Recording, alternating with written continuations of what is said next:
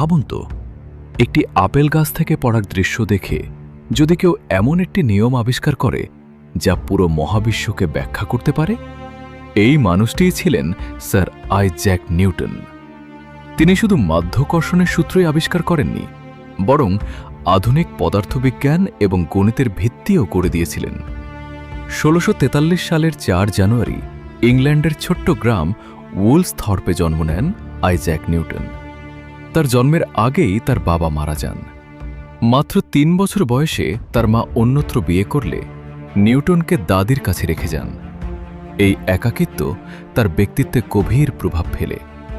ছোটবেলা থেকেই তিনি খেলনা ভেঙে নতুন যন্ত্র বানাতে ভালোবাসতেন।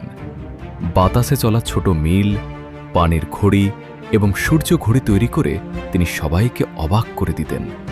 পরবর্তীতে তিনি ইউনিভার্সিটি অব কেমব্রিজে পড়াশোনা শুরু করেন। ১৬৬৫ সালে প্লেগ মহামারীর কারণে বিশ্ববিদ্যালয় বন্ধ হয়ে গেলে তিনি নিজের গ্রামে ফিরে আসেন। এই সময়টি তার জীবনের সবচেয়ে গুরুত্বপূর্ণ অধ্যায় হয়ে ওঠে।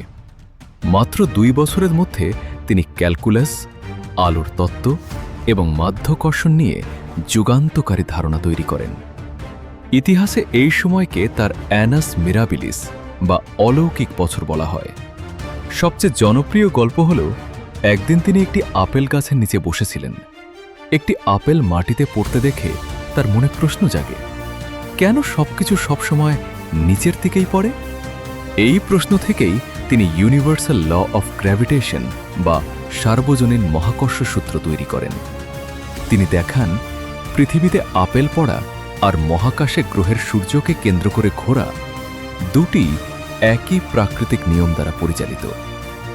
১৬৮৭ সালে নিউটন প্রকাশ করেন তার বিখ্যাত বই প্রিন্সিপিয়া ম্যাথমেটিকা। এই বইয়ে তিনি ৩টি বিখ্যাত লজ অফ মোশন প্রকাশ করেন। এই ৩টি সূত্রই আজও গাড়ি, বিমান, রকেট, স্যাটেলাইট এবং মহাকাশযানের নকশার ভিত্তি। তিনি আলোর ওপরও গবেষণা করেন এবং প্রমাণ করেন সাদা আলো আসলে ৭টি রঙের সমন্বয়ে তৈরি। প্রিজমের মাধ্যমে এই পরীক্ষা আজও বিশ্বের স্কুলগুলোতে শেখানো হয়। ১৭০৫ সালে ইংল্যান্ডের রানী Anne, queen of Great Britain, তাকে স্যার উপাধিতে ভূষিত করেন।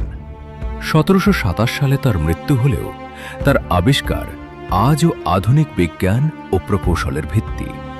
অনেক বিজ্ঞানী বলেন, যদি নিউটন না থাকতেন তাহলে হয়তো আইনস্টাইনও তার গবেষণার ভিত্তি পেতেন না। আইজ্যাক নিউটন শুধু একজন বিজ্ঞানী ছিলেন না, তিনি এমন একজন মানুষ যিনি মানুষের মহাবিশ্বকে বোঝার পথ চিরতরে বদলে দিয়েছেন।